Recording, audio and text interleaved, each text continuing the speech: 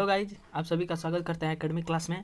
चलिए आज एनसीईआरटी का चैप्टर नंबर 6 क्लास 10th का पढ़ते हैं। ठीक है, तो चलिए बिना टाइम वेस्ट किए स्टार्ट करते हैं। तो देखिए चैप्टर नंबर 6 में दिया है manufacturing industries. Okay, manufacturing industries इसका मतलब है कि कारखानों में अलग अलग वस्तुओं का कैसे निर्माण होता है। ठीक है, हम इस चैप्टर में पढ़ेंगे कि कौन सा वस्तु कहाँ से उत्पादन होता है, कैसे कैसे क्या क्या प्रोसेसिंग होती है, कैसे कारखानों में बनते हैं, उद्योग में बनते हैं और कैसे हमारे बाज़ारों तक आते हैं, तब हम उन्हें खरीदते हैं। तो देखिए इसी मैन्युफैक्चरिंग के मतलब आधार पे एक छोटा सा कहानी दिया हुआ है, हम आपको इसको समराइज करके बता देते हैं। एक हरीश नाम का लड़का रहता है। ठीक है, एक हरीश नाम का लड़का रहता है जो कि बाजार जाता है अपने फैमिली के साथ, पेरेंट्स के साथ। तो वह जूते खरीदता है और कपड़े खरीदता है। ठीक है, तो उसकी मदर भी खरीदती हैं, जैसे कि उसकी मदर खरीदती है यूटेंसिल, शुगर, टी, दिया, बहुत सारी चीज़ खरीदती है। तो हरीश सोचता है, हरीश ऑब्जर्व बहुत देरों से देखता रहता है, तो वो सोचता है कि सोप में मतलब बाजार में जो सोप है इतने भारी मात्रा में इतने वस्तु आए कहाँ से हैं। ठीक है, तो वह बहुत देरों से बात सुन रहा था, सोच रहा था कि इतने बड़ी लार्ज क्वांटिटी में इतनी सारी चीज़ें आती कहाँ से हैं। ठीक है, तो तब हिज फादर एक्सप्लेन, तब उसके पापा बताते हैं कि क्लोथ है, शुगर, ये जितनी भी चीज़ें हैं मैन्युफैक्चर्ड यानी बनती हैं बाय द मशीन, यानी मशीन के द्वारा बनती इन लार्ज क्वांटिटी, बहुत बड़े पैमाने पर मशीनों से के द्वारा इन चीज़ों को बनाया जाता है। जैसे कि कुछ बर्तनें हो गई जो कि बहुत मतलब निम्न मतलब बहुत छोटे छोटे उद्योगों में बना दिए जाते हैं। और जैसे जो दिया उसकी माता खरीदी थी मम्मी, तो दिया तो मतलब हाउस होल्ड में ही बना दिया जाता है। जैसे कि हमारे गाँव में होते हैं कुम्हार, तो वे लोग दिया बना देते हैं। ठीक है, तो यहाँ पर दिया है कि do you have some ideas that this industry, क्या आपको भी पता है इस कुछ इंडस्ट्रीज के बारे में, उद्योग के बारे में, कारखाने के बारे में। तो चलिए अभी तो शायद पता होगा, तो बहुत बढ़िया बात है। अगर नहीं पता है तो चलिए पढ़ते हैं। ये लाइन सबसे इंपॉर्टेंट है। अगर अगर आपके एग्जाम में आ गया व्हाट इज मैन्युफैक्चरिंग, ठीक है, अगर आपके एग्जाम में पूछ देता है कि मैन्युफैक्चरिंग क्या है, ठीक है, तो आप सबसे बढ़िया है कि इस डिफाइंस को आप लिख दें। ठीक है, तो चलिए इसको समझ लेते हैं क्या कह रहा है। Production of goods in large quantity after processing, यानी बहुत बड़े मात्रा में वस्तुओं का उत्पादन आफ्टर प्रोसेसिंग, यानी कुछ प्रक्रिया करने के बाद, from the raw material to more valuable product is called manufacturing, यानी कच्चे माल से उसे बहुत वैल्यूएबल बना दिया जाए। ठीक है, उसका मतलब मान बढ़ जाए, यानी उसका मूल्य में वृद्धि हो जाए। तो मतलब उसके मूल्य में कब वृद्धि होगा, जब हम प्रोसेस करेंगे, उसे दूसरे प्रोडक्ट में चेंज करेंगे, जिस प्रोडक्ट की मार्केट में डिमांड है उस प्रोडक्ट में चेंज करेंगे तब, और वो भी लार्ज क्वांटिटी में बड़े पैमाने पर उसका प्रोडक्शन करेंगे तब जाकर होगा। ठीक है, तो इन सभी चीज़ों को ध्यान में रखते हुए तो कह रहा है कि production of good in large quantity after processing from raw material to more valuable product is called manufacturing. इसी को तो मैन्युफैक्चरिंग कहा जाता है। आप ही सोचिए कि किसी मतलब मैन्युफैक्चरिंग मतलब होता है कि निर्माण, तो किसी वस्तु का निर्माण कैसे होगा, यानी कच्चे माल से उसे वैल्यूएबल कुछ प्रोसेस के द्वारा वैल्यूएबल बना दिया जाए और उसका प्रोडक्शन लार्ज क्वांटिटीज पर किया जाए। ठीक है, तब उसे मैन्युफैक्चरिंग कहते हैं।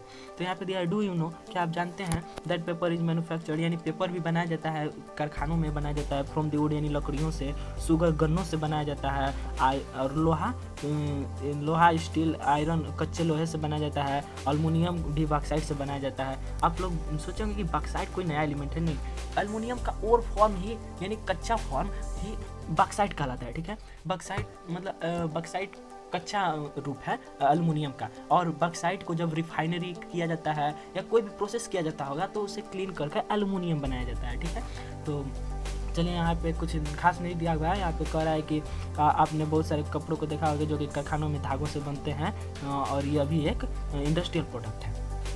तो सेकंड पारा देखते हैं। सेकंड पारा में दिया हुआ है कि people employed in the secondary activity manufacture in the prime materials into finished good, यानी जो हमारे इंडस्ट्रीज में गुड्स मतलब माल तैयार होते हैं या चीज़ों का निर्माण होता है, तो ये सेकेंडरी एक्टिविटीज कहलाती है। ठीक है, हम लोगों ने मतलब पढ़ा है फर्स्ट टर्म में primary activity, secondary activities, tertiary activities. ठीक है, इन तीनों को हमने डिस्क्राइब किया था पिछले फर्स्ट टर्म में। ठीक है, और सेकेंड टर्म में भी इसका जिक्र होने वाला है, क्योंकि हम जानते हैं कि सेकेंडरी सेक्टर में ही इंडस्ट्री जाती हैं। ठीक है, और टर्शियरी सेक्टर में कुछ सर्विसेज आती हैं जैसे कि बैंकिंग, इंश्योरेंस, ये सब कुछ मतलब कम्युनिकेशंस आते हैं जैसे कि आईटी इंफॉर्मेशन कंपनीज, और प्राइमरी सेक्टर में हमारा एग्रीकल्चर आता है। ठीक है, तो यहाँ पे दिया हुआ है कि the worker employed in the worker employed in steel factories, car, breweries, textile industry, bakery etc। यानी वैसे तो मतलब मजदूर बहुत जगह रोजगार करते हैं, फैक्ट्रीज में करते हैं, कार में करते हैं, और ब्रेवरीज में करते हैं, कपड़ों के उद्योग में करते हैं, बेकरीज में करते हैं, इत्यादि बहुत सारी चीज़ें हैं। तो कह रहा है कि फॉल इनटू दिस कैटेगरी, यानी यह सब भी जो मतलब अपना से मतलब छोटा मोटा बिजनेस खोल दें, उसे हम सेकेंडरी एक्टिविटीज़ में वे सब आते हैं। ठीक है, कैटेगरी बांटा गया है। आगे कह रहा है कि some people are employed in providing service, यानी कुछ लोग सर्विस प्रोवाइड करते हैं। जैसे कि हम बता चुके हैं कि सर्विस जिसमें प्रोवाइड करते हैं वे टर्शियरी सेक्टर में आता है। जैसे कि सबसे पहला बढ़िया ऑप्शन है बैंकिंग। ठीक है, बैंकिंग या बहुत ज़्यादा अगर किसी इंडस्ट्रीज को बढ़ाना है तो बहुत ज़्यादा सर्विस प्रोवाइड करता है। बैंकिंग, इंश्योरेंस, ये सब चीज़ें होती हैं, मतलब ज़रूरी है इंडस्ट्रीज के लिए, और ये टर्शरी सेक्टर में आती हैं। ठीक है, तो आगे दिया we are mainly concern with manufacturing industry. हम लोग मुख्यतः इस अध्याय में क्या पढ़ेंगे, manufacturing industry which fall in the secondary sector, जो कि सेकेंडरी सेक्टर में आता है। ठीक है, तो हम लोग का टर्शरी सेक्टर और प्राइमरी सेक्टर पे ज़्यादा फोकस नहीं करना है, हम लोग को बस सेकेंडरी सेक्टर में देखना है मैन्युफैक्चरिंग इंडस्ट्रीज क्या है। ठीक है, तो चलिए आगे पढ़ते हैं। The economic strength of country, the economic strength of country is measured by the development of manufacturing industry. कह रहा है कि जो हमारे अर्थव्यवस्था की मजबूती है, इकोनॉमिक स्ट्रेंथ, यानी जो हमारे अर्थव्यवस्था की आर्थिक जो मजबूती है देश की, वो यानी मैन्युफैक्चरिंग इंडस्ट्री का कितना विकास हो रहा है, इसी के द्वारा हम अपने आर्थिक मजबूती को नापते हैं। अगर किसी देश का जितना अधिक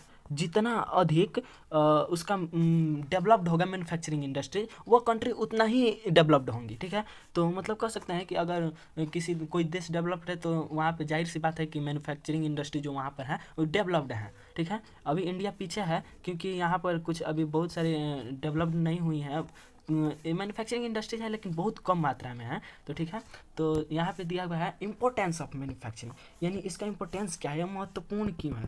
ठीक है, तो इसके बारे में थोड़ा सा देख लेते हैं।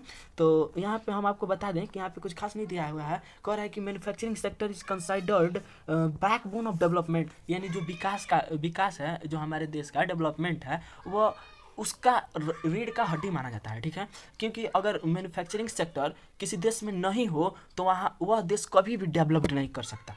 ये बात आप लोग समझ लीजिए कि अगर देश को डेवलप्ड करना है तो हमें मैन्युफैक्चरिंग सेक्टर में बहुत सारा मतलब रोजगार देना चाहिए उसमें लोगों को, और मतलब इंडस्ट्रीज खोलना चाहिए यहाँ वहाँ, मतलब मैन्युफैक्चरिंग इंडस्ट्रीज को बढ़ावा देना चाहिए देश को डेवलप्ड करने के लिए। ठीक है, सब सिंपल बात।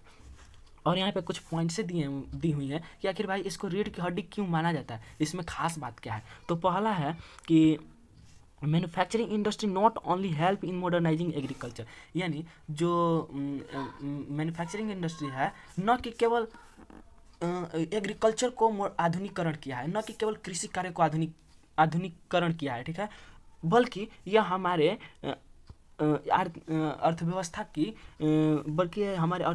एक नींव है। ठीक है, रीढ़ की हड्डी है। दे आल्सो रिड्यूस, यानी यह बहुत अधिक मात्रा में हैवी डिपेंडेंस ऑफ पीपुल। ठीक है, यानी बहुत अधिक मात्रा में यह जो मतलब लोग, अगर मैन्युफैक्चरिंग इंडस्ट्री नहीं होता था तो समय लोग अपना खेती का काम करते थे, अपने खेतों में काम करते थे, तो अब तो प्राइमरी सेक्टर में आ गया, और लोगों के पास और कोई दूसरा ऑप्शन भी नहीं था उस समय, इसलिए प्राइमरी सेक्टर में ही अपना गुजर बसर करते थे। और फिर इसके बाद आता है सेकेंडरी सेक्टर का जब उदय होता है, यानी मैन्युफैक्चरिंग इंडस्ट्री जब बनती हैं, जब कारखानों का निर्माण होने लगता है, तो बहुत हैवी डिपेंडेंस, यानी बहुत अधिक मात्रा में जो लोग खेती पर निर्भर रहते हैं वे सेकेंडरी और टर्शियरी सेक्टर में अपना जॉब करने लगते हैं। यानी हर जगह मतलब अब खेती में लोगों का बहुत भीड़ था, तो वहाँ से भीड़ हटाकर सेकेंडरी सेक्टर में किया गया, फिर यहाँ से टर्शियरी सेक्टर में। ठीक है, तो आप लोग समझ गए कि यानी सेकेंडरी और टर्शियरी सेक्टर में जॉब देकर हैवी डिपेंडेंस जो पीपल थे एग्रीकल्चर पे कम हुए। ठीक है, रिड्यूस हुए। पहला पॉइंट आप लोग क्लियर कर लीजिएगा। ठीक है, और सेकेंड पॉइंट है industrial development is a precondition for eradication of unemployment and poverty from our country. This was the main philosophy behind public sector industry and joint sector ventures in India. It was also aimed at bringing down regional disparities and establishing industries and tribal backward area. यानी कह रहा है कि दूसरा point कह रहा है कि जो लोग बहुत गरीब थे यानी गरीबी को कम किया, ठीक है। और तीसरा पॉइंट करा कि export of manufactured goods expand trade and commerce and bring in much needed foreign exchange. यानी न कि अपने लिए या गरीबी मिटाने के लिए बस मैन्युफैक्चरिंग इंडस्ट्री यानी मटेरियल्स का प्रोडक्शन करते रहें, गुड्स का प्रोडक्शन करते रहें, बल्कि हमें इंटरनेशनल लेवल पर फॉरिजन एक्सचेंज करने की ज़रूरत है। हमें फॉरिजन कंट्री से ट्रेड एंड कॉमर्स करने की ज़रूरत है, ठीक है। और कह रहा है अगला पॉइंट, ये countries that transform their raw material into a wide variety of finished good of higher value are prosperous. यानी रॉ मटेरियल से अगर फिनिश्ड गुड में चीज़ों का निर्माण करे अगर अपना दे तो शायद हो सकता है कि बहुत पैसा कमाए। India's prosperity lies in increasing and diversifying its manufacturing industry as quickly as possible. हो सकता है कि संभवतः बहुत जल्दी से जल्दी मैन्युफैक्चरिंग इंडस्ट्री के चलते जो यहाँ की मतलब गौरव है बढ़ जाए, ठीक है। गौरव यानी यहाँ की मान सम्मान बढ़ जाए, जैसे कि हम लोग के रुपये का ज़्यादा मान नहीं है, वैल्यू नहीं है। और अनदर कंट्री में चले जाइए जैसे कि USA, वहाँ के जो डॉलर चलते हैं बहुत सारे वैल्यूबल है, क्योंकि वहाँ की जो इकोनॉमिक डेवलपमेंट है बहुत ज़्यादा है। और इकोनॉमिक डेवलपमेंट आप लोग जानते हैं कि किससे होता है, मैन्युफैक्चरिंग इंडस्ट्री अगर डेवलप्ड रहेगा तो इकोनॉमिक भी डेवलप्ड रहेगा, ठीक है। कह रहा है कि agriculture and industry are not exclusive of each other. यानी हम मतलब ये नहीं समझें कि एग्रीकल्चर कृषि और कारखाने यानी agriculture and industry are not exclusively to each other, यानी एक दूसरे से अलग अलग नहीं है, बल्कि they move hand in hand, यानी यह एक दूसरे से जुड़कर बंधे हुए हैं, ठीक है। फॉर इंस्टेंस जैसे कि आप लोगों को बताया गया है कि the agro industry in India, जैसे कि जो एग्रो बेस्ड इंडस्ट्रीज हैं, जो कृषि पर जो उद्योग कृषि पर आधारित हैं भारत में, have given a major boost to agriculture. मानते हैं कि वे मतलब कृषि कार्य को आगे बढ़ाने में बहुत सारा मदद किए हैं और प्रोडक्टिविटी में भी मतलब उत्पादन में भी इसके चलते राइजिंग यानी बढ़ोतरी हुई है, ठीक है।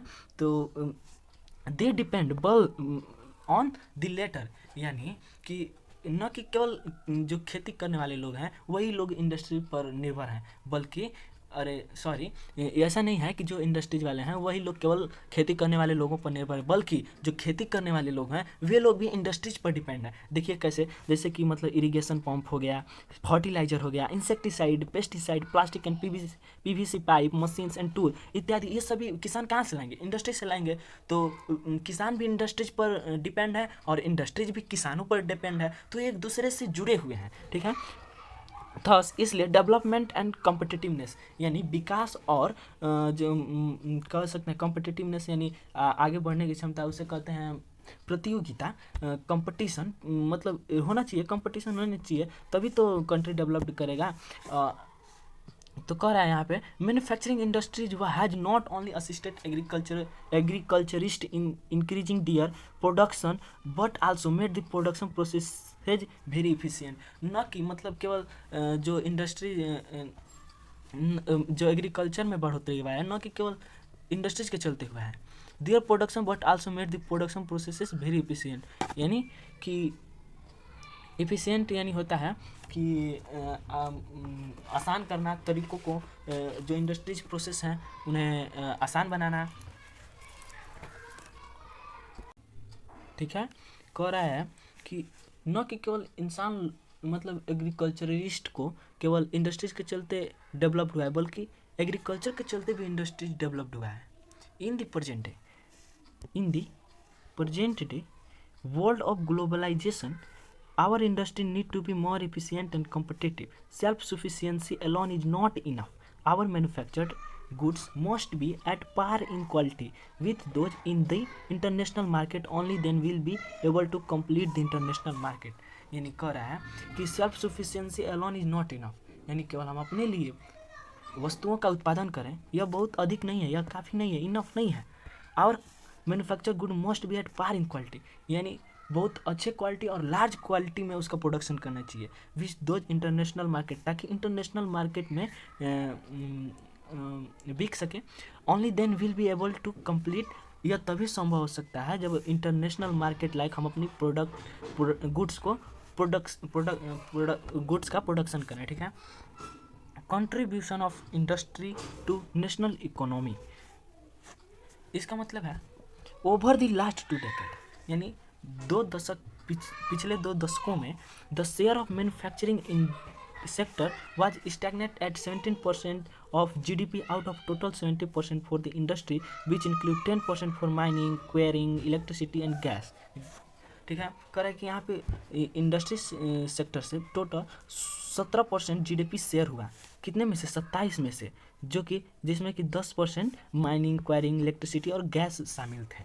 ठीक है, this is much lower in comparison to some east Asian economies, where it is 25 to 30%. The trend of growth rate in manufacturing over the last decade has been around 7% per annum, यानी लगभग 7% हर साल GDP में manufacturing sector से share करते थे। ठीक है, the desired growth rate over the next decade, यानी पिछले दशकों में 7% पर ईयर GDP शेयर होता था, पर अगले दशक में 12% GDP शेयर किया। ठीक है, इसका मतलब है कि मैन्युफैक्चरिंग इंडस्ट्रीज को मतलब बहुत सारा डेवलप्ड हुआ, यानी 10 सालों में मैन्युफैक्चरिंग इंडस्ट्री बहुत सारा डेवलप किया गया, बहुत सारे कारखाने बनाए गए, उद्योग बनाए गए। ठीक है, सिंस 2003 यानी 2003 ईस्वी में manufacturing is once again growth at rate of 9 to 10% per annum, यानी यह अब हमेशा के लिए फिक्स हो गया कि 9 to 10% पर एनम तो रेट शेयर होगा ही। ठीक है, यानी बढ़ रहा है, हर ग्रोइंग एट द रेट, यानी इस रेट से 9 to 10% पर एनम के रेट से बढ़ रहा है। With appropriate policy interventions by the government and renewed efforts by the industry to improve productivity, economists predict that manufacturing can achieve its target over the next decade. The National Manufacturing Competitiveness Council has been set up with this objective, यानी NMCC इसका full form है national manufacturing competitiveness council. ठीक है, आप लोग इसको ध्यान में रखिएगा, NMCC इसका फुल फॉर्म होता है नेशनल मैन्युफैक्चरिंग कॉम्पिटिटिवनेस काउंसिल। ठीक है, ये देखिए, इसको आप लोग थोड़ा सा स्क्रीनशॉट ले लीजिएगा, ये आप लोगों को काम आएगा। ठीक है, तो चलिए नेक्स्ट चलते हैं।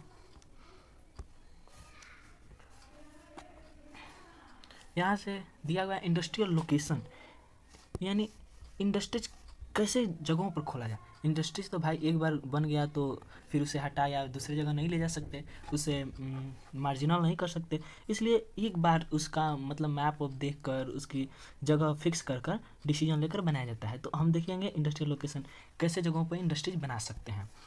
ठीक है, तो यहाँ पे दिया हुआ है कि industrial location are complex in nature, यानी कि वो नेचर में कॉम्प्लेक्स होना चाहिए उसका लोकेशन, जैसे कि वहाँ पे हर चीज़ों की सुविधा होना चाहिए, जैसे कि आप अभी आगे दिया हुआ है कि these are influenced by ability of raw material. सबसे पहले कि वहाँ पे जिस चीज़ का इंडस्ट्रीज है वहाँ पे रॉ मटेरियल उसका अवेलेबल होना चाहिए, जैसे कि अगर शुगर का इंडस्ट्रीज है तो वहाँ पे शुगर कैन अवेलेबल रहना चाहिए, अगर टेक्सटाइल इंडस्ट्री है तो जूट, कॉटन ETC अवेलेबल होना चाहिए, और दूसरा बात है लेबर, वहाँ पे लेबर अवेलेबल रहना चाहिए, तभी तो भाई इंडस्ट्रीज रन करेगा, तभी तो लोग उसे चलाएंगे। और कैपिटल, सबसे पहले इंडस्ट्रीज को बनाने में कैपिटल का बहुत बड़ा रोल है। ठीक है, कैपिटल का रहना ज़रूरी है। पावर एंड मार्केट, पावर रहना चाहिए, यानी जब इंडस्ट्री रन करे हमेशा उसके लिए सफिशिएंट पावर आना चाहिए। और नियर एट साइट्स, यानी market is available at the near of industry site, यानी इंडस्ट्रीज के पास ही में मार्केट रहना चाहिए ताकि जो भी प्रोडक्ट है इजीली टू सेल हो जाए। इट इज़ रियरली पॉसिबल, यह तभी पॉसिबल, यह सभी पॉसिबल होते हैं to find this factor available at one place, यानी ये सभी एक जगह पर जब ऐसे प्लेस होते हैं तब consequently manufacturing activity tend to locate at most appropriate place where all the factor industry location are either available for can be arrange at lower cost. ठीक है, यानी ये सभी चीज़ जैसे कि रॉ मटेरियल, लेबर, पावर, ये सभी जो चीज़ें हैं एट लोअर कॉस्ट यानी कम दाम में उपलब्ध जहाँ पर हो वहाँ पर इंडस्ट्रियल लोकेशन के लिए सबसे बढ़िया जगह होता है वो। मतलब जो भी आए वहाँ पे लोअर कॉस्ट होके, मतलब वहाँ पे रॉ मटेरियल लोअर कॉस्ट में हम खरीदते हो और उसको फिनिश्ड गुड में चेंज कर कर उसे मार्केट में हम हाई रेट में हाई कॉस्ट में उसे सेल करें, तब इंडस्ट्रीज का कुछ प्रॉफिट होगा, ठीक है। After an industrial activity start urbanization follow. जब इंडस्ट्रियल एक्टिविटी जहाँ पे शुरू होती है तब वहाँ पे शहरीकरण होना चालू हो जाता है, ठीक है। सम टाइम इंडस्ट्री, कुछ इंडस्ट्रीज ऐसी हैं जो देखते हैं क्या दिया है, आर लोकेटेड इन नियर और द सिटी। कुछ इंडस्ट्रीज तो ऐसी होती हैं जो कि पहले से ही सिटीज यानी शहरों के नज़दीक में बनाए जाते हैं या फिर शहरों में ही बनाए जाते हैं, ठीक है। क्योंकि thus industrialization and urbanization go hand in hand, क्योंकि शहरीकरण और उद्योगीकरण ये दोनों एक दूसरे से जुड़े हुए हैं। जैसे कि एग्रीकल्चर और इंडस्ट्रीज एक दूसरे से जुड़े हुए हैं, वैसे ही अर्बनाइजेशन और इंडस्ट्रियलाइजेशन एक दूसरे से जुड़े हुए हैं, ठीक है। Cities provide market. देखिए अब बता रहा है कि आखिर क्यों अधिक से अधिक इंडस्ट्री सिटी में या सिटी के नियर में खोले जाते हैं, तो क्योंकि जो सिटीज होता है वो मार्केट प्रोवाइड करता है, ठीक है। एंड आल्सो प्रोवाइड सर्विस, और सर्विस भी प्रोवाइड करता है, जैसे कि बैंकिंग यानी शहर में है तो वहाँ बैंक होगा, इंश्योरेंस का होगा, ट्रांसपोर्ट होगा, लेबर होंगे वहाँ पे, कंसल्ट्स एंड फाइनेंशियल एडवाइजर, वहाँ पे फाइनेंशियल एडवाइस मिलेगा, बहुत सारी चीज़ें मिलती हैं मतलब सर्विसेज के फॉर्म में। इसलिए लोग सिटीज़ में खोलना इंडस्ट्री बहुत ज़्यादा पसंद करते हैं। छोटे से बिजनेस मैन भी होते हैं तो वे छोटे मोटे मार्केट में ही खोलना पसंद करते हैं, क्योंकि वहाँ पे ये सारी चीज़ें अवेलेबल रहती हैं।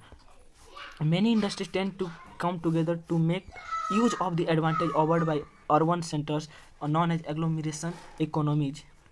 यानी बहुत सारे उद्योग एक साथ होकर एडवांटेज के उपयोग होते हैं, यानी बहुत बढ़िया काम करते हैं, डेवलप्ड होते हैं। और अर्बन सेंटर यानी शहरों में ही रहकर, जैसे कि वहाँ पे पोल्यूशन भी कम है, वहाँ पे प्रोडक्ट ज़्यादा मात्रा में मिल रही हैं, तो इसे एग्लोमरेशन इकोनॉमीज कहते हैं, ठीक है। Gradually a large industries agglomeration takes place, यानी बहुत बड़े बड़े उद्योग में ही एग्लोमेरेशन मिलता है, ठीक है।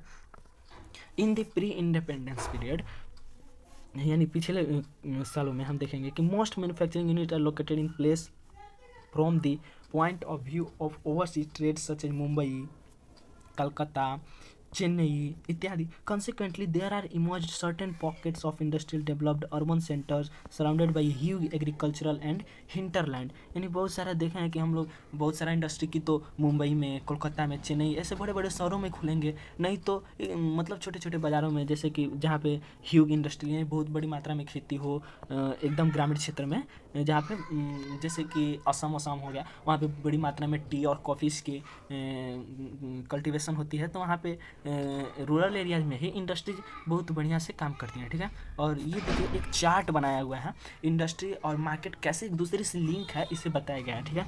तो इसमें इनपुट आ गया, यानी सबसे पहले क्या होता है, सबसे पहले क्या अवेलेबल रहना चाहिए, raw material and component part. Component part में क्या हो गया, जैसे कि मशीन्स अवेलेबल होना चाहिए और रॉ मटेरियल अवेलेबल होना चाहिए, ठीक है। फैक्टर ऑफ प्रोडक्शन यानी प्रोडक्शन करने के लिए क्या क्या और चाहिए, ठीक है। तो लैंड चाहिए, लेबर चाहिए, कैपिटल चाहिए, इंटरप्रेन्योर चाहिए, इंफ्रास्ट्रक्चर चाहिए। ये सभी चीज़ें जब होंगी, कब होंगी, व्हेन वी हैव मनी, जब हमारे पास मनी होगा। तो यहाँ पे मनी, जैसे मनी को ही कैपिटल कहते हैं, तो यहाँ पे देख रहे हैं कि मेन रोल प्ले कर रहा है, ठीक है, कैपिटल। तो जब इतने सारे अवेलेबल होंगी तो ट्रांसपोर्ट का होगा, फैक्ट्रीज, तब फैक्ट्रीज में आएगा, फिर यहाँ से आउटपुट निकलेगा प्रोडक्ट, तो फिर ट्रांसपोर्टेशन होगा उसका, तो मार्केट में जाएगा। जैसे कि किसी चीज़ का हम एग्जांपल ले लेते हैं, जैसे कि हम शुगर कैन का ही एग्जांपल ले लेते हैं। ये तो शुगर कैन कहाँ होगा, रूरल एरियाज में। तो सबसे पहले इनपुट में मतलब ले लेते हैं हम शुगर कैन, ठीक है। हम लोग शुगर कैन ले लेते हैं, शुगर कैन मतलब गन्ना होता है। तो सबसे पहले मतलब उत्तर प्रदेश में बहुत सारे गन्ने होते हैं, तो वहीं से एग्जांपल ले लेते हैं। तो उत्तर प्रदेश के किसी गाँव में शुगर कैन बहुत अधिक मात्रा में हुआ है, तो वहाँ से पहले ट्रांसपोर्टेशन यानी गाड़ी वाड़ी पे भाई ला देंगे, तभी तो उसे इंडस्ट्री के यहाँ ले जाएंगे, फैक्ट्री में ले जाएंगे, तो वहाँ से उसको ट्रांसपोर्टेशन का खर्चा देंगे, ठीक है। और तब वहाँ से फैक्ट्री में आएगा। फैक्ट्री में क्या होगा कि मतलब उसको पीसा जाएगा या कुछ भी प्रोसेस किया जाएगा, प्रोसेस करके उसे शुगर में चेंज कर दिया जाएगा। तो हमारे पास आउटपुट क्या आ गया, प्रोडक्ट के रूप में शुगर आ गया, ठीक है। Sugar can say sugar cane raw material था और इसका फिनिश्ड गुड शुगर आ गया। अब शुगर को भी तो भाई फैक्ट्री के यहाँ तो बेचेंगे नहीं, या फैक्ट्री के आगे शॉप इंस्टॉल खोल कर तो बेचेंगे नहीं, इसके लिए हमें मार्केट में ले जाना पड़ेगा। तो मार्केट में ले जाने के लिए क्या आएगा, ट्रांसपोर्ट आएगा, गाड़ी भाई रहना चाहिए वहाँ से ट्रांसपोर्ट करने के लिए, फिर वहाँ से ट्रांसपोर्ट होकर मार्केट में आएगा। तो भाई मार्केट में बहुत सारे शॉप रहते हैं, तो वहाँ से चीनी बिकेगी और वहाँ से हम लोग कंज्यूमर हैं, हम लोग वहाँ से खरीदेंगे। ये सभी, इन सभी चीज़ों के लिए मनी होना आवश्यक है, ठीक है। तो चलिए नेक्स्ट देखते हैं। दिया है कि the key to decision of the factory location is the least cost, यानी कि फैक्ट्री लोकेशन के लिए ऐसा जगह हमें चुनना चाहिए, ऐसे जगहों का निर्णय लेना चाहिए जहाँ की लीस्ट कॉस्ट यानी बहुत कम पैसे में हर चीज़ अवेलेबल हो, ठीक है। Government policy and specialized labour also influence location of industry, यानी जो लोकेशन है इंडस्ट्रीज का वहाँ पे स्किल्ड लेबर मिले, स्पेशल यानी कुछ खास लेबर मिले, एंड गवर्नमेंट पॉलिसी और कुछ सरकारी नीतियाँ भी वहाँ पर लागू हों, ठीक है। तो चलिए नेक्स्ट पेज पे चलते हैं। तो यहाँ पर भी एक चार्ट बनाया गया हुआ है, यहाँ पे दिया हुआ कि ideal location of in industry, यानी इंडस्ट्रीज के लिए एक बढ़िया चीज़ क्या हो सकता है, ठीक है। आइडियल लोकेशन यानी कैसा लोकेशन इंडस्ट्रीज के लिए बढ़िया हो सकता है, ठीक है। तो यहाँ पे दिया हुआ है कि cost of obtaining raw material at site, यानी जो इंडस्ट्रियल का साइट है, यानी जहाँ पे इंडस्ट्रीज बना हुआ है वहाँ पे कम पैसों में रॉ मटेरियल अवेलेबल हो, ठीक है। कॉस्ट ऑफ डिस्ट्रीब्यूशन प्रोडक्शन, यानी वहाँ पे डिस्ट्रीब्यूशन यानी इधर उधर, यानी वहाँ से ट्रांसपोर्टेशन का आने जाने का रास्ता बढ़िया हो। Decision of locate factory eight site, ठीक है। तो वैसे और cost of production at site, यानी वहाँ पे प्रोडक्शन, ठीक है। आप लोगों को समझ में आया कि cost of production at site, यानी प्रोडक्शन का जो कॉस्ट है वो अभी वहाँ पर साइड इंडस्ट्रियल साइट पे अवेलेबल होना चाहिए। तो वैसे जगह पे हमें डिसीजन लेना चाहिए कि हाँ यहाँ पे फैक्ट्री बैठाने लायक या उद्योग बनाने लायक या कारखाना बनाने लायक ये जगह सूटेबल है, तो वहाँ पर हमें इंडस्ट्रीज का निर्माण करना चाहिए, ठीक है। अब दिया हुआ है कि क्लासिफिकेशन ऑफ इंडस्ट्री, यानी कि उद्योगीकरण का उद्योग का वर्गीकरण, यानी कि कितने भागों में इंडस्ट्रीज बांटे गए हैं, ठीक है। तो इसे हम देखेंगे। दिया हुआ है कि list the various manufactured product you use in your daily life such as transistor, जैसे कि बहुत सारे ऐसे प्रोडक्ट हैं जो कि मैन्युफैक्चर्ड यानी उद्योग कारखानों में बनाए जाते हैं, जो कि हमारे द्वारा डेली लाइफ में उपयोग किए जा सकते हैं, जैसे कि ट्रांजिस्टर है, इलेक्ट्रिक बल्ब है, वेजिटेबल ऑयल है, सीमेंट है, ग्लासवेयर, पेट्रोल, मैच यानी होता है कि माचिस की तीली, माचिस का डिब्बा, scooter, automobile, machine and so on, बहुत सारी ऐसी चीज़ें हैं जो कि हम अपने डेली लाइफ में यूज करते हैं। If we classify the various industry based on a particular criterion, जब हम इंडस्ट्रीज को उसके कुछ खास क्राइटेरियन यानी कुछ उसके खास तौर तरीक़ों पर बांटते हैं, देन वी वुड बी, तब हम इसको समझने में सक्षम हो पाएंगे कि हम मैन्युफैक्चरिंग कैसे बेटर है। इंडस्ट्रीज में भी क्लासिफाइड फॉलो या निम्नलिखित प्रकार से बांटे गए हैं, जैसे कि on the basis of raw material used, यानी रॉ मटेरियल के आधार पे दो भागों में बांटा गया इंडस्ट्रीज को। सबसे पहला एग्रो बेस्ड इंडस्ट्री और दूसरा है mineral based industry. Agro based industries में नाम ही से पता चल रहा है कि जो एग्रीकल्चर पर डिपेंड हो इंडस्ट्रीज, वैसे इंडस्ट्रीज को एग्रो बेस्ड इंडस्ट्रीज कहते हैं, ठीक है। और इस दूसरे वाले का भी पता चल रहा है कि मिनरल बेस्ड, यानी जो मिनरल पर बेस्ड हो इंडस्ट्रीज, उसे मिनरल बेस्ड इंडस्ट्रीज कहते हैं। लेकिन देख लेते हैं कि एग्रो बेस्ड में क्या क्या आते हैं। तो एग्रो बेस्ड में कॉटन आएंगे, उलन आएंगे, jute, silk, textile, rubber, sugar, T, coffee, edible oil, बहुत सारी ऐसी चीज़ आएंगे। और मिनरल में iron and steel, cement, aluminium, machine, tools, petrochemicals, ठीक है। इन सभी इन जो चीज़ें हमारे नेचुरल से ऑकरिंग होकर उसे हम रिफाइनरी या रिफाइंड कर उसे अलग फॉर्म में बना देते हैं, जैसे कि आयरन एंड स्टील को और फॉर्म से रिफाइन करके आयरन एंड स्टील प्योर बनाते हैं, सीमेंट को भी लाइम स्टोन, सिलिका, अदर चीज़ों से बनाते हैं, एल्यूमिनियम को बॉक्साइट से बनाते हैं, मशीन टूल यानी आयरन से ही बनाते हैं, पेट्रोकेमिकल जो कि निकाले जाते हैं जैसे कि फॉजिल फ्यूल्स भी हो गए, ये सब mineral based industry. Agro based जिसकी हम खेती करते हैं और उसे हम फैक्ट्री में पहुँचाते हैं, उसे हम एग्रो बेस्ड इंडस्ट्रीज कहते हैं। जैसे कि वुलन आपके बुक में एग्जांपल दिया ही है। अब देखते हैं अकॉर्डिंग टू मेन रोल, यानी उनकी भूमिका के आधार पर उनका वर्गीकरण, ठीक है। तो ये भी दो भागों में बांटा गया है। पहला है बेसिक और की इंडस्ट्री, और दूसरा है कि कंज्यूमर इंडस्ट्रीज, ठीक है। तो यहाँ पे दिया हुआ है कि बेसिक इंडस्ट्री में देख लेते हैं। सबसे पहले इसमें देखते हैं कि बेसिक इंडस्ट्री में यानी जो चीज़ हमारे नेचर से ऑकरिंग होकर उसे केवल हम रिफाइन करके, ठीक है, बेच दें या सेल कर दें या उसे मतलब मार्केट में ले जाएं, ठीक है, तो उसे बेसिक इंडस्ट्री में गिना जाएगा। जैसे ठीक है, बेसिक इंडस्ट्रीज में वैसे इंडस्ट्रीज आते हैं जो कि और फॉर्म से केवल एक मतलब रिफाइंड करके उसे मार्केट में सेल कर दिया जाए, जैसे कि बॉक्साइट से एल्युमिनियम को रिफाइन करके बेच दिया जाए। और कंज्यूमर इंडस्ट्री में वैसे इंडस्ट्री आते हैं जो कि उसी एल्युमिनियम को किसी यूटेंसिल्स में चेंज कर दें या कोई उसका मशीनरी पार्ट बना दें या कोई अदर यानी फिनिश्ड गुड में उसे यूज करें, ठीक है, उसे कंज्यूमर इंडस्ट्री में रखा जाएगा। अब देखते हैं on the basis of capital investment, ठीक है। कैपिटल इन्वेस्टमेंट में भी दो टाइप्स के आते हैं। पहला द स्मॉल स्केल इंडस्ट्री और दूसरा the large scale industry. Small scale industries में वैसे जिसमें कि कम से कम यहाँ पे बताया गया है कि कम से कम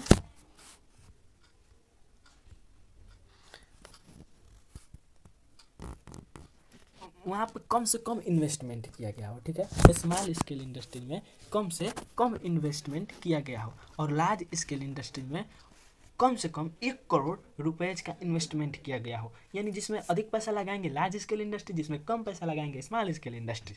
अब on the basis of ownership, अब ओनरशिप के आधार पे 4 भागों में बांटा गया है। पहला पब्लिक सेक्टर, दूसरा जॉइंट सेक्टर, तीसरा कोऑपरेटिव सेक्टर और चौथा है प्राइवेट सेक्टर, ठीक है।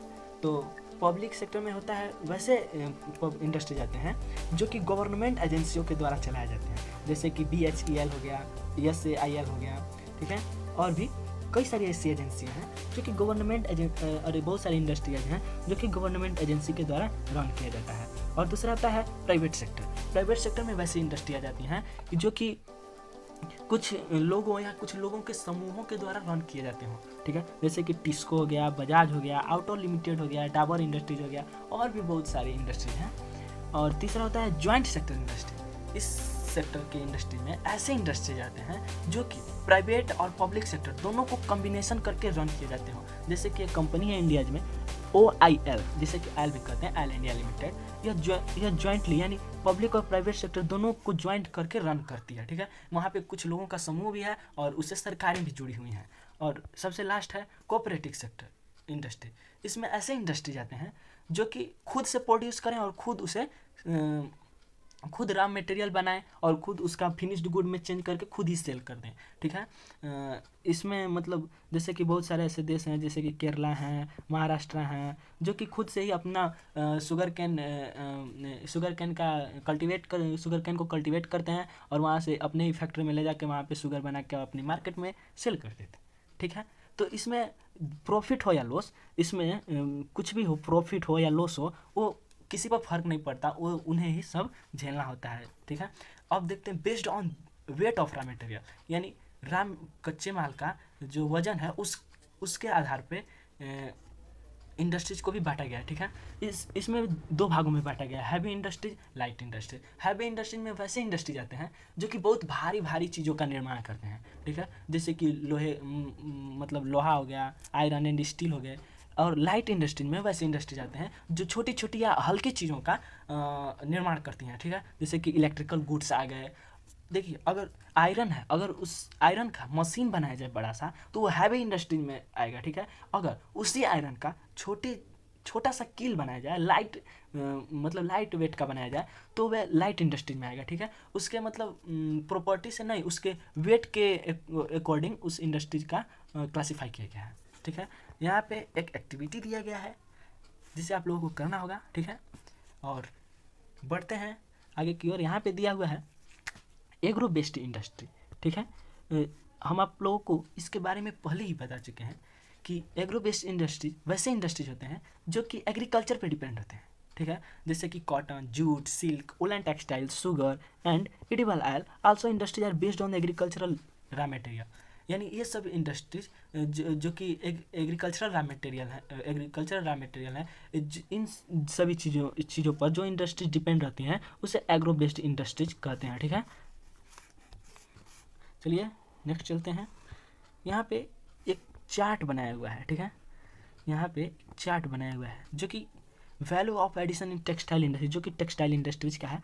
यहाँ पे दिया है fibre production, spinning, weaving, knitting, dyeing and finishing, garment manufacture. ठीक है, और यहाँ पे दिया है राई फाइबर, yarn, फैब्रिक, गारमेंट्स। ठीक है, यानी ये बता रहे हैं कि टेक्सटाइल इंडस्ट्री में क्या क्या प्रोसेस होते हैं। तो पहले फाइबर प्रोडक्शन यानी थ्रेड का निर्माण होता है, धागों को बनाया जाता है, फिर उनका धुनाई होता है, स्पिनिंग होता है, वीविंग, निटिंग, फिर उनका बुनाई होता है यानी कपड़ों में बुना जाता है, फिर उनका डाइंग फिनिशिंग होता है, उन्हें रंगा जाता है अथवा सिलाई किया जाता है, तब वह गारमेंट मैन्युफैक्चर, तब वे दुकानों में आते हैं और बेचे जाते हैं। ठीक है, तो जो फाइबर प्रोडक्शन है वे फाइबर पर डिपेंड रहता है, और यर्न बनते हैं स्पिनिंग में, और वीविंग में फैब्रिक बनते हैं, और डाइंग और गारमेंट में शॉप्स आ गए जो कि सेल करते हैं टेक्सटाइल को। ठीक है, यहाँ पे दिया हुआ है टेक्सटाइल इंडस्ट्रीज यानी वस्त्र उद्योग, इसका अर्थ है वस्त्र उद्योग। ठीक है, the textile industry occupies unique position in Indian economy. भारतीय अर्थव्यवस्था में एक अजीब सा स्थिति ग्रहण किया हुआ है या घेरा हुआ है टेक्सटाइल इंडस्ट्री, यानी सबसे बड़ा योगदान इंडस्ट्रीज में, सबसे बड़ा योगदान टेक्सटाइल इंडस्ट्रीज का माना जाता है। ठीक है, बिकॉज इट कंट्रीब्यूट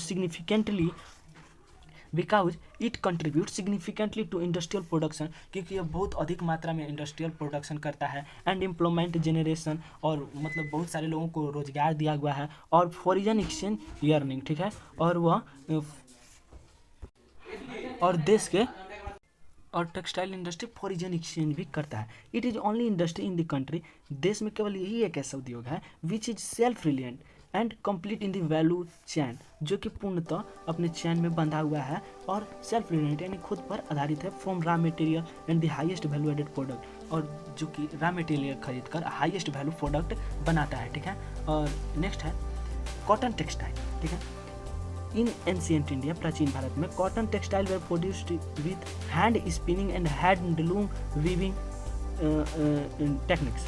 ठीक है, यानी प्राचीन भारत से ही कॉटन का टेक्सटाइल बनने का शुरुआत हुआ है। ठीक है, उस समय लोग हैंड स्पिनिंग यानी हाथों से बुनकर बनाते थे, या फिर हैंडलूम वीविंग टेक्निक से। ठीक है, आफ्टर द 18th सेंचुरी यानी 18वीं सदी के बाद कैम इनटू यूज, यानी जो कि मतलब हैंडलूम है, ये सब टेक्निक्स यूज होने लगे। Our traditional industry suffered set back during colonial period because they could not compete with mill made cloth from England. जब कॉलोनियल पीरियड से पहले, जब इंग्लैंड में मिल मेड मतलब इंग्लैंड से यहाँ पे दिया हुआ है कि कॉलोनियल पीरियड से जो हमारे ट्रेडिशनल इंडस्ट्रीज थे वे सेट बैक यानी हटने लगे, अलग अलग टेक्निक्स आने लगे, जो कि उस समय क्योंकि इंग्लैंड उस समय मतलब कम्पिटेटिव में था, और उस समय भारत ज़्यादा डेवलप नहीं था, वो हाथों से ही स्पिनिंग और वीविंग करता था। यहाँ पे एक बहुत इंपॉर्टेंट पॉइंट दिया हुआ है कि the first successful textile mill was established in Mumbai in 1854, यानी 1854 में मुंबई में सबसे पहले टेक्सटाइल मिल स्थापित किया गया। ये आप लोग को कभी भी पूछ सकता है कि कब और कहाँ टेक्सटाइल मिल स्थापित किया गया, तो 1854 में मुंबई में। ठीक है, तो और दूसरा दिया हुआ है कि the 2 world war were fought in Europe, जब दूसरा विश्व युद्ध यूरोप में लड़ा जा रहा था, तो इंडिया वाज ब्रिटिश कॉलोनी, तो उस समय भारत ब्रिटिश के स्लेव में था। There was a demand for clothing के, तब वहाँ डिमांड होने लगा, मांग होने लगा यूके में कपड़ों का, hence they gave a boost of to the development of the cotton textile industry. तब उस समय भारत में कॉटन टेक्सटाइल का मतलब जो होता था मैन्युफैक्चर्ड हो रहा था उस समय, तो उस समय एक बहुत बड़ा आगे बढ़ने में सहायता मिली, क्योंकि उस समय डिमांड होने लगा, हाँ भाई हमें कपड़ा चाहिए, तो उस समय कपड़ा बनाने के लिए भारत ही प्रसिद्ध था। तो भारत में उस समय बहुत सारा कॉटन मिल सेटअप किए गए, और वहाँ पे एम्प्लॉयमेंट बढ़ाए गए, कैपिटल बढ़ाए गए, इन्वेस्टमेंट बढ़ाए गए, और बहुत बड़ी मात्रा में प्रोडक्शन किया जाने लगा टेक्सटाइल टेक्सटाइल का, ठीक है। इन द ईयर पिछले सालों में the cotton textile industry was concentrated in the cotton growing belt of Maharashtra and Gujarat. मुख्यतः गुजरात और महाराष्ट्र के जो हैं वहीं पर कॉटन मतलब कॉटन का खेती किया जाता है मुख्यतः। एबिलिटी ऑफ रा कॉटन, और जहाँ पे कच्चे कॉटन का एबिलिटी होता है, market, transport including accessible port facilities, labour, moist climate etc, ये सभी चीज़ें जहाँ होती हैं वहीं पे आप तो जानते हैं कि इंडस्ट्री लोकेशन कैसे जगह पर होना चाहिए, तो ये सभी चीज़ जरूरी है। This industry was close link with agriculture. मुख्यतः टेक्सटाइल इंडस्ट्री जी पूर्णतः एग्रीकल्चर से जुड़ा हुआ है एंड प्रोवाइड ए लिविंग, और किसानों का इसे जीविका माना जाता है। Cotton ball pluckers and occurs इनके गिनिंग, स्पिनिंग, वीविंग, बहुत सारे प्रोसेस भी किए जाते हैं टेक्सटाइल इंडस्ट्री में। तो उसमें बहुत सारे जो होते हैं वर्कर्स उसमें काम करते हैं, तो इसके लिए उन्हें मतलब इससे पॉवर्टी भी दूर रहा। तो dyeing, designing, packing, tailoring, sewing, बहुत सारे प्रोसेस किए जाते हैं, जैसे कि डिजाइनिंग किए जाते हैं, पैकिंग किए जाते हैं, टेलरिंग किए जाते हैं, यानी सिलाई उलाई, ठीक है। The industry by creating demand support many of other industries such as chemical and dyes, packing and material engineering work। बहुत सारे ऐसे भी हैं जिसमें कि इंडस्ट्रियल इसमें इंजीनियर की ज़रूरत पड़ती है, पैकिंग में, मटेरियल में मशीनों की ज़रूरत पड़ती है। while spinning continues to be centralized in Maharashtra में लगातार अब भी स्पिनिंग का काम चलता है। गुजरात एंड तमिलनाडु में भी weaving is highly decentralized to provide scope of incorporating traditional skill designing of weaving in cotton, silk, zari, embroidery etc, यानी ये सभी मतलब कपड़े हैं जो कि निर्माण होते हैं मुख्यतः इन 3 शहरों में, कॉटन, अरे महाराष्ट्र, गुजरात, तमिलनाडु में, ठीक है। India was the world class production of in spinning, यानी ये बहुत यानी विश्व में आगे है स्पिनिंग के मामले में, बट चीन से पीछे है, ठीक है, दूसरे नंबर पे है। But weaving supplies low quality of fabric as cannot use much of the high quality yarn produced in the country. Weaving is done by handloom, powerloom and mills। यानी बहुत सारे होते हैं कि घटिया किस्म के भी यर्न बनाते हैं जो कि बहुत सारे अदर मतलब फॉरेन एक्सचेंज नहीं कर पाते हैं, और कुछ ऐसे हैं कि पूरा हाई क्वालिटी का यर्न प्रोड्यूस करते हैं जो कि अलग अलग हैंडलूम और पावरलूम में बनते हैं, जो कि फॉरेन एक्सचेंज भी होते हैं। द हैंड स्पॉन खादी यानी हाथ से बुना हुआ खादी का कपड़ा provided a large scale employment, जो कि एक बहुत भारी मात्रा में रोजगार का साधन था टू द वीवर्स यानी बुनकरों के लिए, इन देयर होम्स, जो कि घर पर बैठे अपने कॉटेज, जिससे कि कॉटेज इंडस्ट्री में जो कि कॉटेज इंडस्ट्री में क्लासीफाई किया जाता था, ठीक है। यहाँ पे कुछ क्वेश्चंस दिए हैं, आप लोग पढ़ लीजिएगा और कर लीजिएगा इसे। चलिए आप लोग इस क्वेश्चन को सॉल्व कीजिएगा, फिर आपसे मिलते हैं हम अगले वीडियो में, तब तक बाय बाय, टेक केयर।